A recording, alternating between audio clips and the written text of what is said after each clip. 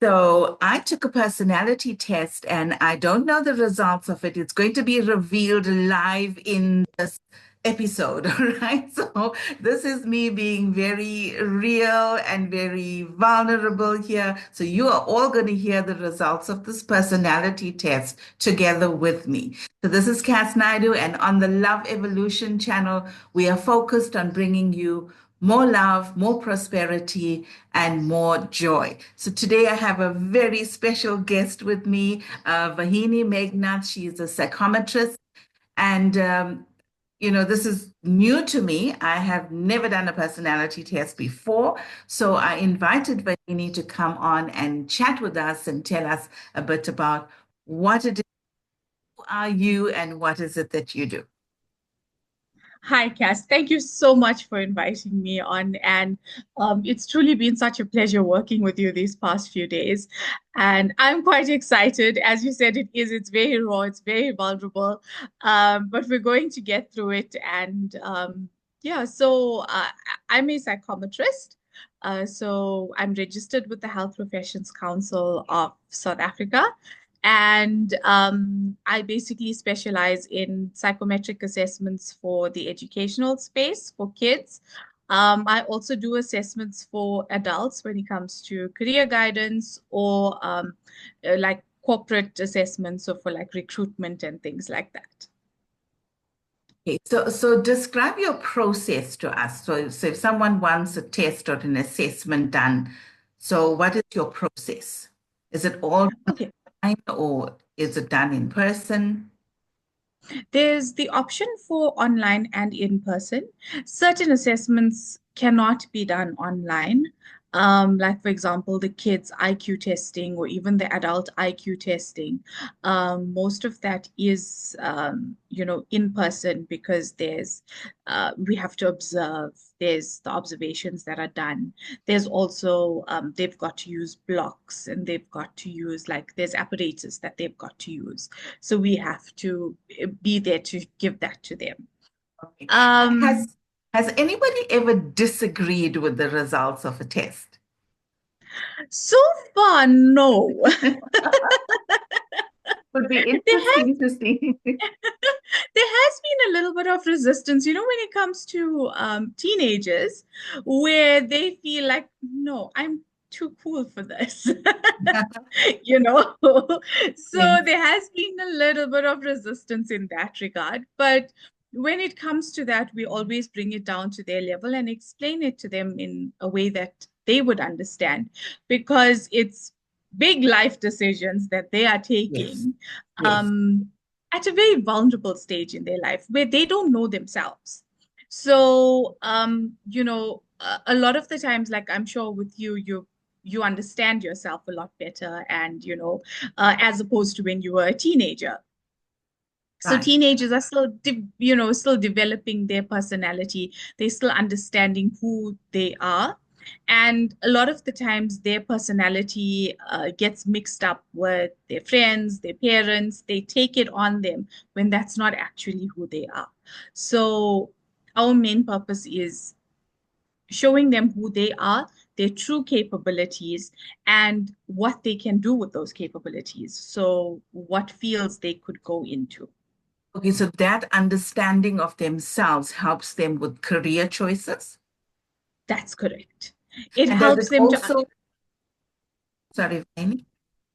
no, I'm saying it assists them in understanding which path they should take, where they'd get the most, job or like satisfaction basically from it.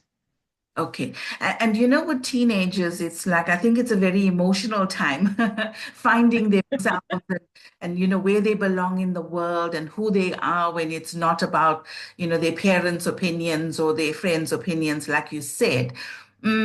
Does them understanding themselves better also impact like social engagements with their friends, with new people that they're meeting? Does it have an impact when they understand themselves better? It definitely does. It assists them to build their self-confidence as well, so that they are able to go out into the world and be who they are. So that, they don't need to take on these other personalities that, like fit in. They're able to find their group who they actually fit in with and, who they resonate with. So it brings about a lot of self-awareness to assist them in choosing the right company, choosing people that they are going to gel well with, and forming lasting bonds. Okay. Now on this channel, we talk a lot about relationships and creating conscious relationships. So if we had two people that were dating, right, and Right. now they want to get into a relationship or they're thinking about marriage, would a personality test, help them to better understand themselves and each other and see if they are compatible for a relationship? So, as unconventional as it is, and as, it may be making it seem like bringing a relationship like, like you're doing an interview. However, yes, it will absolutely help, especially if they do it as individuals. So you are just learning about yourself, and saying, okay, this is why I do things the way I do. And then when you look at each other's results, when they're willing to share the, results with each other, they would be able to better understand why each other, why they do things the way they do, why they are the way they are, and to understand and to, look at what is common ground then, for each other and where each one can improve. Right. I know it's very unconventional, but I'm intrigued by the idea because, as a coach, I firmly believe that we need solid foundations to build relationships that are going to last a lifetime. All right. We live in a world now where the divorce rate is through the roof, and there's lots of couples together, and the conflict is there, and they're not really happy with each other, but they just stay because it's easier, makes more sense financially, or they're staying for the kids and all of that. So Absolutely. conventional as it is, I really believe that the more we understand ourselves, the better we can show up in these relationships or in our careers. Would you agree with that? I do agree. And the thing is that we often have like what these psychometric assessments bring about. They unmask the blind spots. So there's a thing what we call, it's a window. It's called Johari's window, and it's in four quadrants. And so in the first one is ourself and who we see ourselves as. The second one is how others perceive us. The third one is how we perceive ourselves, and the last one is the part that we don't know. That is the blind spot. And that is what comes up in these assessments. So you might find that, yes, 90 or 95% of the time, you do know this about yourself. But there will be that bit that will come up where you're like, oh, okay, now that makes sense. So that is the unconscious that you're tapping into, because we have It is, mind, subconscious, and then the unconscious, which we're really not aware of. yes, where we are not aware of it. So it's definitely, it's something that we have picked up, or it's a part of us that we haven't tapped into as yet, or part of us that we haven't acknowledged, as yet. Hmm. Okay. All right. And then if we have a couple that's, there's frequent conflict, they just don't get each other, they're frustrated, they want to change the other person. Is there a test that would help them um, to understand why someone is triggered by certain things and how they can then improve that communication or resolve that conflict? So yes, so number one would obviously be the personality assessment. Uh, Number two that would be looked into, there's a values assessment. So it assesses how you interact with other value systems. So it depends on what your value system is. Are you more humanistic? Are you more, leadership style? And how these interact with each other. And then you see, because like, for example, people who are very into like humanitarian work and all of that may completely reject people who are like in complete leadership roles, you know? But this is where it comes in that you see, okay, so my personality type, I accept this is, sorry, not personality, my value system is, of this nature, and my partner's value is of a different nature. So now you've got scientific evidence of what it is, and then you can see how to work with each other. Because remember, relationships are very much like you would have in a corporate. Um, so obviously so when it comes to that side of it, I would be able to do the assessment part of it. However, any other further you know coaching or anything sessions or anything like that would then be referred to a psychologist, because then that would be a little bit out of my scope of practice. But All the right. basics of the assessments being done, I would do the Mm. assessment part of it, give them the results, give them feedback on the results. And then when it comes to actually in a relationship, then they would see a psychologist, to take that further and to explore how they can make this work or not work, and to understand why. That makes sense. So the test that you conducted with me, can you describe what that test is testing for? Okay, so the test that I sent to you, it was the link and it was all done online. How did you find that, by the way? I'm going to say it was a little bit confusing for me because I'm an entrepreneur. So I'm not working with colleagues and, I'm not in a corporate environment. So a lot of the Yes. seem to be geared that way. So some of them I said not applicable, but some of them I answered, if I was there, how would I handle that? To Yes. So that was so exactly how it is. It's yeah, you answer it as if you were in that situation. So like all the situations, like you're not going to be in every single one.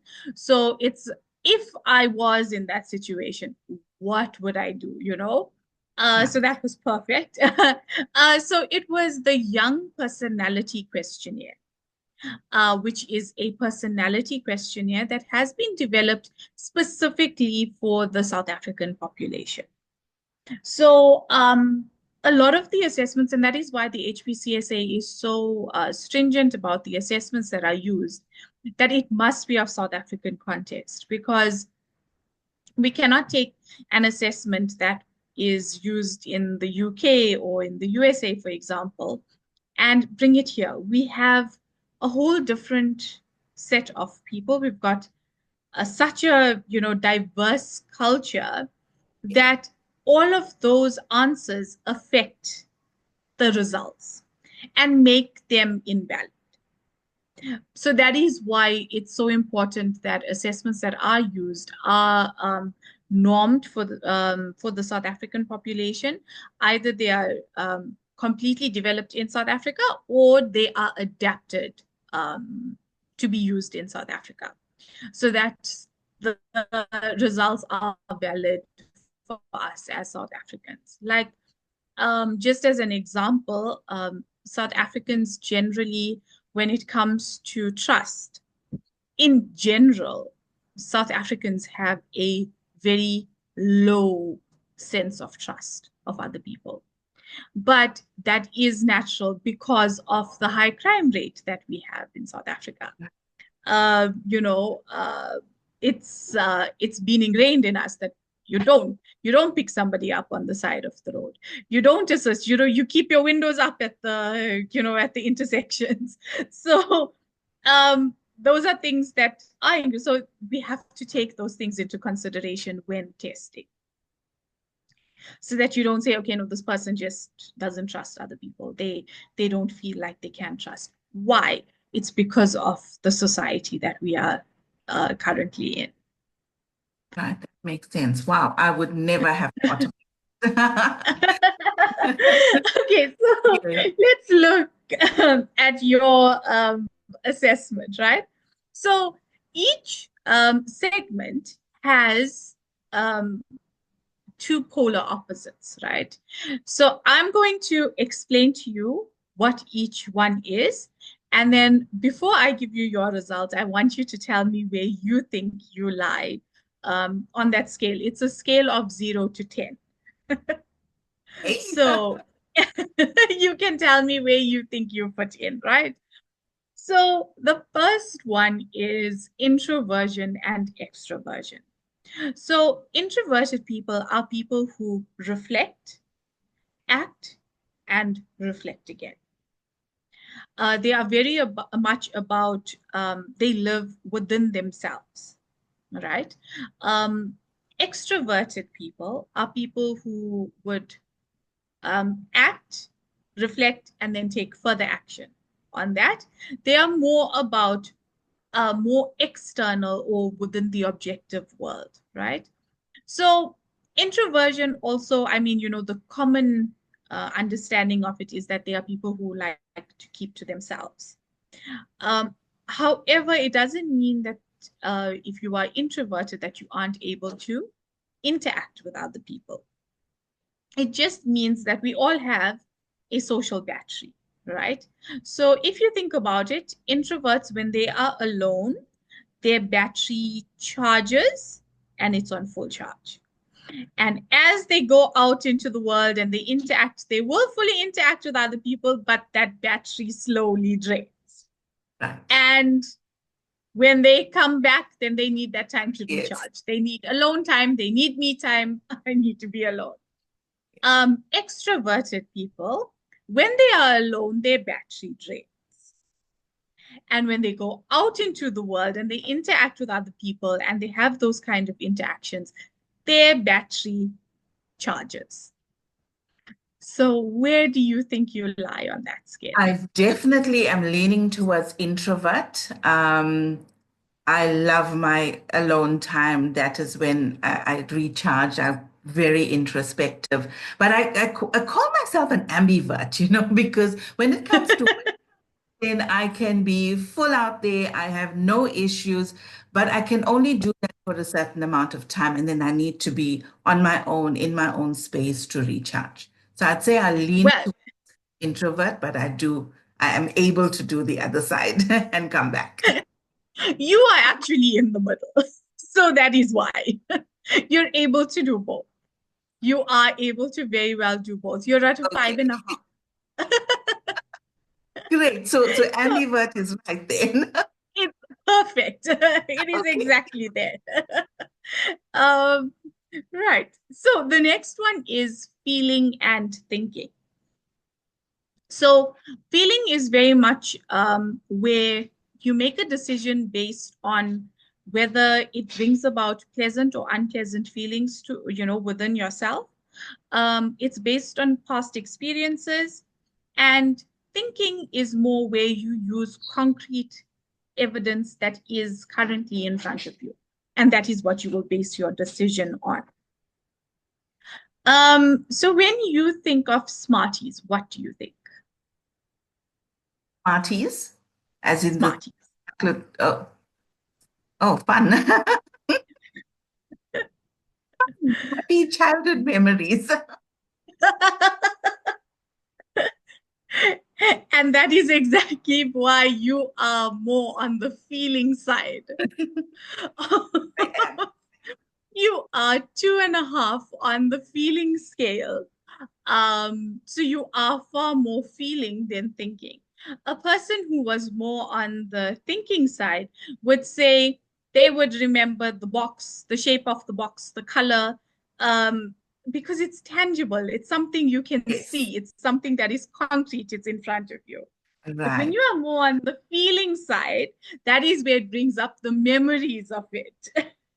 Okay. Now I'm going to 100% agree with you on that one because a lot of the work I do is with masculine and feminine energies.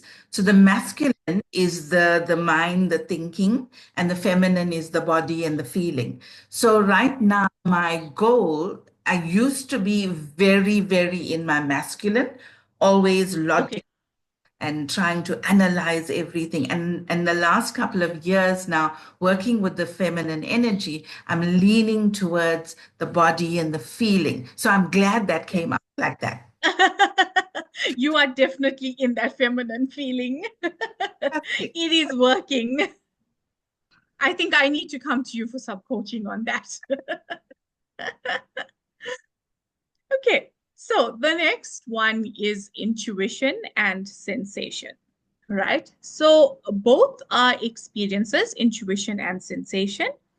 Um, and it differs from sensation when we look at intuition, because it's how it originated, right? So, for example, you will feel your headache, or you will feel a house, or a home. It's all about, again, more about that feeling. It's where your solution comes from, is from your feeling, right? Sensation is again more about your sight, sound, taste, touch. You prefer to use your senses when it comes to making a decision. So where do you think you I'm lie? definitely more on the feeling side, The intuition. the intuition. Yeah. Yes. Again, you're really high. You're 1.75 on a scale of 1 to 10. So you're Again, very that's a high on feminine, intuition. yeah, that's also a feminine energy, and that's something I've also been working on developing. Um, Excellent. because, like I said in the past, I was so, so purely in my masculine energy. Every decision, every action, and it was all masculine. And now I've been Yes. going quiet, going within, tapping into that intuition. How do you feel about this?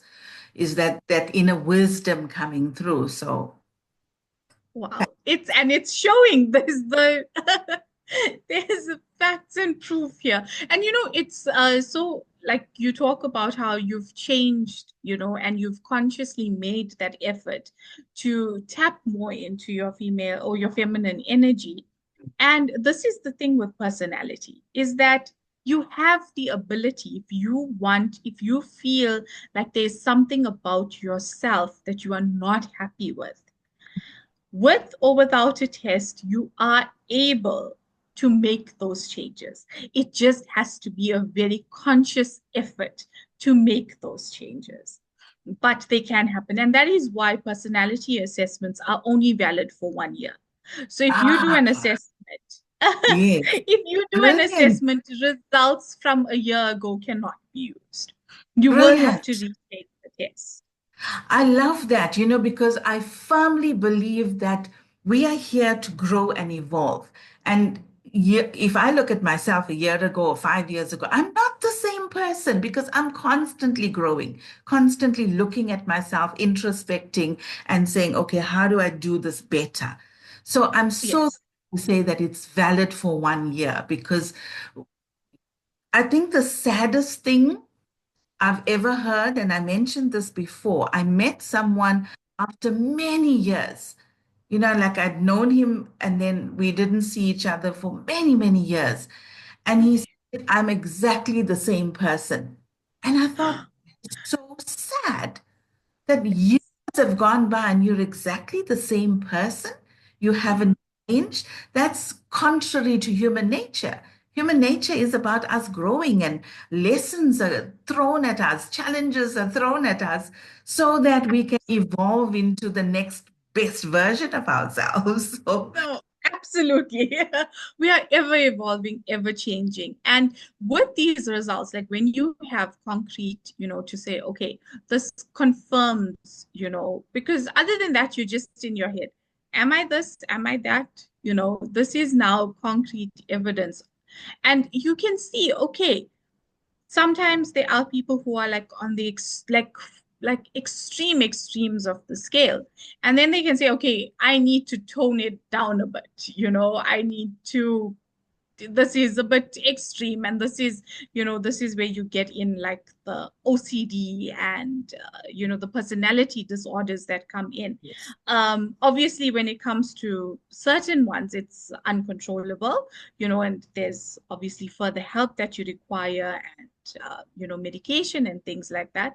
But I mean, for the parts that you can control, you would be able to bring yourself back to balance.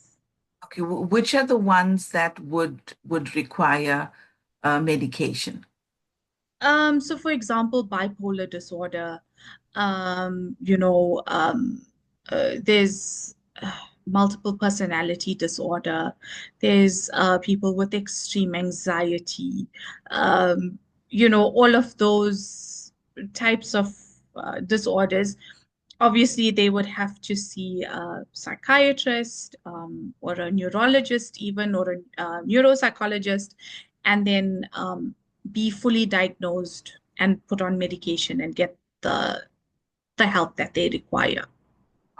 But That's it all stems from it all stems from, sometimes it does get picked up. You can follow a trend in the assessments. So then I would say, okay, look, I think you should be referred, to psychologist, or the psychologist will say, fine.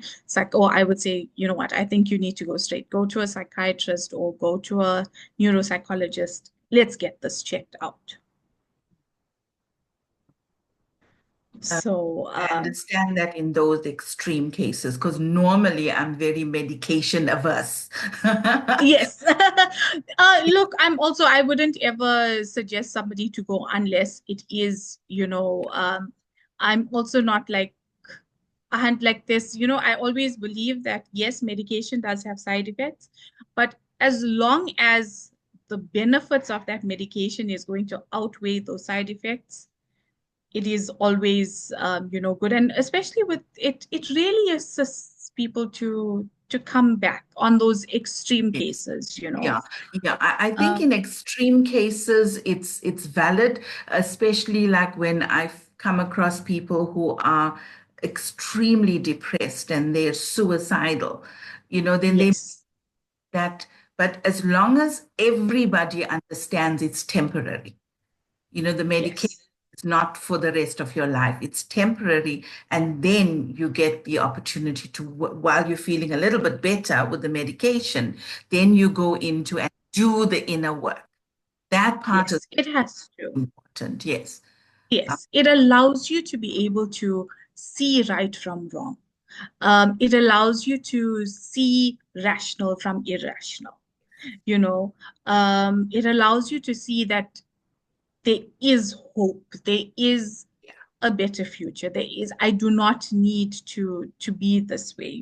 Yes. Yes. It's like, for example, like if somebody breaks their leg, you are not going to tell them, don't take pain tablets. Absolutely. Or you're not going to tell them, put a cast on. You're going to tell them, no, just live with it, you'll be fine. Think happy thoughts and you'll be fine. Yeah, absolutely. In that case, give me the pain meds. Yes. So, Yeah, but those that are is temporary situations. It's like you're exactly, doing it this is for that period of time. for And on that a period. side note, when we talk about depression, my take on it is that you have lost your soul's purpose. Your soul comes here, you have a purpose. And when you're not living that purpose, you feel lost. You feel, I don't know who I am. I don't know why I'm here. So for me, that's the answer is taking a dive Yes. and finding your purpose. And I think maybe, the tests can really help in clarifying that purpose in a way, maybe. Absolutely. Yes, absolutely. To say, what, and a lot of times people end up being depressed or going into that kind of state because they are in the incorrect profession. Remember that um, we're at work 8+ hours of our life every day. And if your personality and your values do not match up with the, course that you have taken and with the career path that you are on, even the work environment that you are in, um, it's going to take a toll on your health. It's going to take a toll on your mental health. And that is how we are seeing so much of burnout, depression, people taking excessive, leave and things like that. It's because these don't match. And that is why we start off from grade 9 when the kids have to do their subject choice. We start off from there with these assessments so that they take the right subjects, so that they go into the right course, and they are able to get into a profession that they are truly passionate about. Right. And when it comes to corporate environments, I firmly believe it's time for massive disruption there. We are so much in the masculine energy in the corporate world. I deal with so many beautiful, wonderful people who are really successful, Hello. burnt out. They're stressed out. They're overworked. They've lost touch with who they are, their purpose. They've lost touch with that. And life doesn't have meaning if you're living in that way. Absolutely. It doesn't. And Where the it just feminine needs to. needs to come back. It does. There needs to be balance. Then there has to be balance. And when anything is out of balance, that is when there are issues. And that is when problems come out. I mean, depression is essentially a chemical imbalance in the brain. And so what is it? It's not balanced. So anything that is not balanced is, going to cause problems. So yes, we do need to bring back that balance. All right. And we're on the last set here for your assessment. So we've got judging and perception. So judging is a person who, it's basically how you implement the information that you have processed with the other, with the other ones above this. And it's how you organize your life events. The judging is a person who completely sticks to a plan, right? Will not change no matter what, will drive themselves down the slope to get to make sure that their plan sticks. Perception is more of a person who's like, okay, this is not working. Let's try something else. This is not working. Let's try something else. And another thing to also just is both sides of the ends. It's not to say that one is better than the other. If you're on either side, if you are like completely stuck in your way and you will not change your plan, you will make sure that you stick to that plan, it's going to be bad. And if you are somebody who very quick, like, okay, one small thing doesn't work, okay, fine, I'm changing my plan. And then another small thing doesn't work out and you're like, okay, I'm going to change the plan. So, and this goes for all of the ones that we've said above as well. It's not to say that one personality side is better than the other. Both sides have their pros and have their cons. It's when anybody falls on the super extreme that work needs to be done. So, where do you think you lie here? I know I lean towards perception. You do. You're just over 6, which is good. So, which means that you are still able to ground yourself and understand that small setbacks doesn't mean that you need to now go and, Yeah. change the entire plan. Yeah. You're able to work with those setbacks, and it also means that you're not going to be fully stuck on a plan. You see it's not working. It's okay. Let's move on. No hard feelings. Yeah. Let's move to the next one. Okay. Yeah, I can see my personality there because um there's also a side of me where if I think something's right, then I'm not listening to opinions. There is that stubborn side as well. And it's an interesting word you use, judgment, because I think if I had to look at myself a couple of years ago, the judgment was 10 out of 10, I would say. It's like everything. I'd have an idea of it's like black and white, right and wrong. So Yes. immediately, I'd write this off um, and that was something I also consciously worked on. Wow.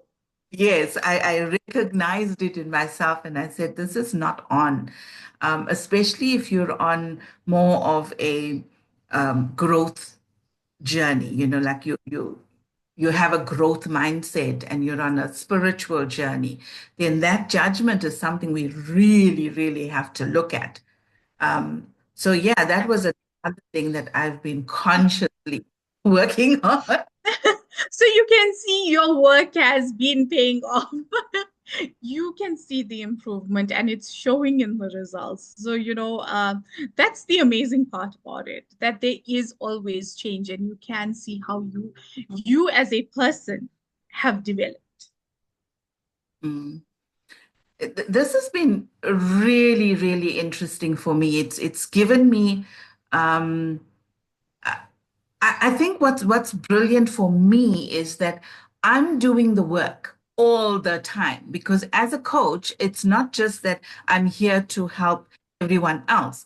I'm also working on me because what I offered 5 years ago has been tweaked and changed and added to because I'm growing.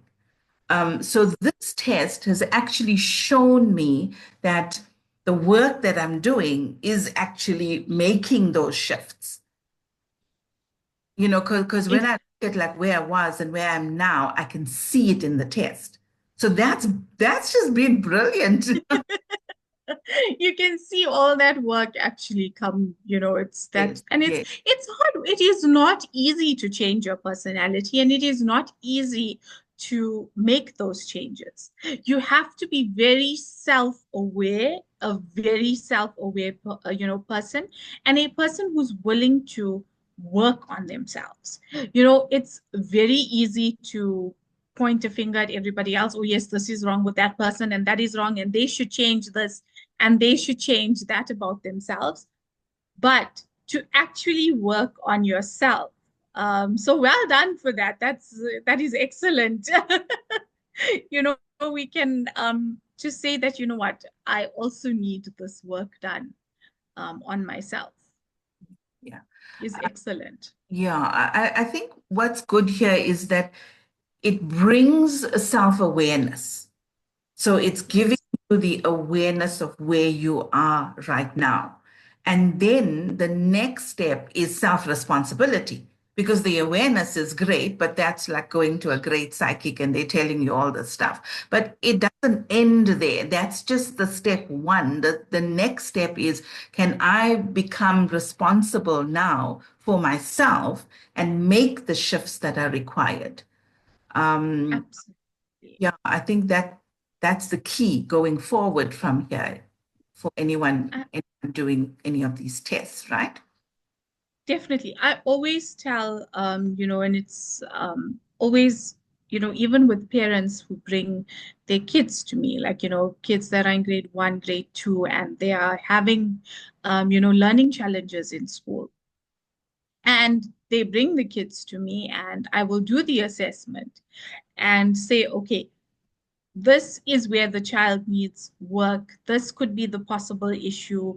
Maybe they need to see an occupational therapist or a speech therapist, or maybe it's emotional, they haven't developed emotionally enough as yet. So, or emotional inadequacy. So these are things now. This is what is coming up from the test. I am no miracle worker. I cannot. It doesn't mean that if the test is done, your child is cured. No, that is baseline. That is start of it. It's just for me to tell you what are the further steps. That's it. And if Uh, parents don't take those steps further, that test means nothing. And the same goes for the adults, or even with the kids, for career guidance. If you don't take those steps thereafter, or follow through with, what was discussed in the feedback session, then it's as good as you not even having the test done. And I think, whenever we're blaming the outside world for the state of our lives, it's his fault and it's the school's fault or it's the parents' fault or it's, the environment or whatever it is, the boss's fault. When we blame someone else, that's the opposite of self-responsibility. That is us stepping into victim consciousness. And from that Yes, space, we don't change. Because if everyone else is the problem, we're going to sit here and wait for everybody else to change, right? But correct. take responsibility and say, it's my life, it's my experience of it, it's the results I'm getting. So I'm the one that needs to shift. So I'd say you are the mirror. You are reflecting what is in there and you're bringing Correct. that light and saying, this is what it is. This is the mirror you're looking into right now. And you get to decide 1 year from now, you can come back and take the test 1 year from now, but you get to decide what shifts you're going to make. Uh, Look at the 100%. today and what shifts do you want to make? Yes. It has to be a conscious change. It has to be, I think with anything mental health, like I think when it comes to physical health, your if you hurt something or if you have an injury, you can physically see that something is wrong. So you will have to go to a doctor. It forces you to go and get it checked and have it treated. Um, but because of your mental well-being, you don't see it. Yeah, So you think, okay, if mental I and ignore it, it emotional. will go away. Yes, mental and emotional, it will go away, but it doesn't. It comes up, and if it's not worked on, it will just get worse.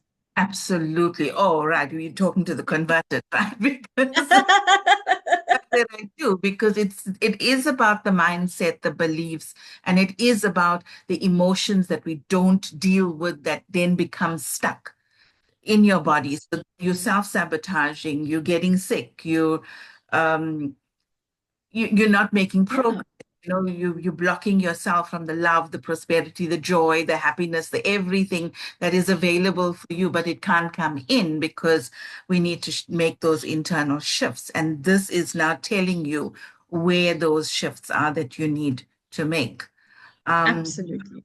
Aini, this has been amazing. I think, you're doing some amazing work and where can people find you if they want to take a test or So I've got social media pages.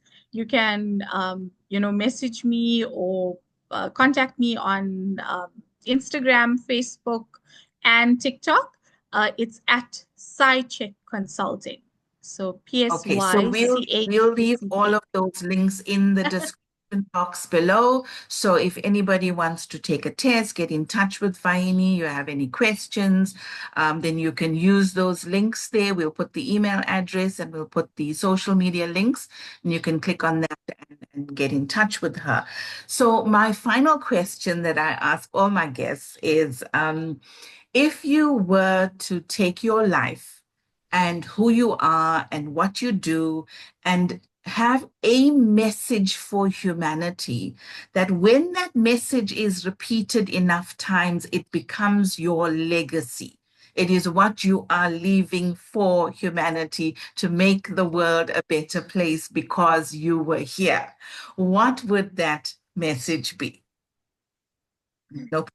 I I mean, I'm sure from the discussion today, you can tell I am huge on mental health. And I just my what I would like to pass out, to everybody is just to be kind to everybody that you meet, because you wouldn't kick a person who has a broken leg, and you wouldn't know if a person is battling depression. If maybe they've just had a bad day, maybe it's not even depression, it doesn't even have to be extreme. Maybe they're just having a bad day, or maybe they're just feeling low on this day. They're thinking about somebody who is no longer here. Um, and even if they're feeling neutral and you are good to them, if you are kind to them, even if you just smile, it will take them over that scale to be a happier person. And I truly feel that kindness is, transferred from one person to the next, and it causes a ripple effect. So my true and, real, what I would love for everybody is just to be kinder to each other, kinder, softer, and just being, aware of everybody else around you, that you don't just have a slip of the tongue where even if you want to say, oh, you lost weight, or oh, you picked up weight.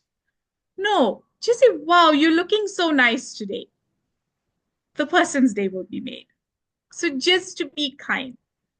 Oh, I think that is such a beautiful message for the world, and it is something we definitely need. Sometimes I look on social media at the armchair critics, they're not contributing to the world, but they're trying to destroy other people. And I feel you don't even know the person that you're aiming your comments to. A little bit of kindness can really shift someone's day, making them feel that they're not alone, that there is at least one person that cares. So that is a wonderful message for the world. So thank you Yeah. so much, Vahini, for your time and being here and doing the test for me. And these results were really amazing for me. It means a lot. Um, and thank you, everybody, for being here and listening to this episode. Please like the video, pop any questions that you have in the comment section, and Vahini can come back and answer that for you. Share the video, subscribe to the channel. It's what helps the channel be known and seen by more people.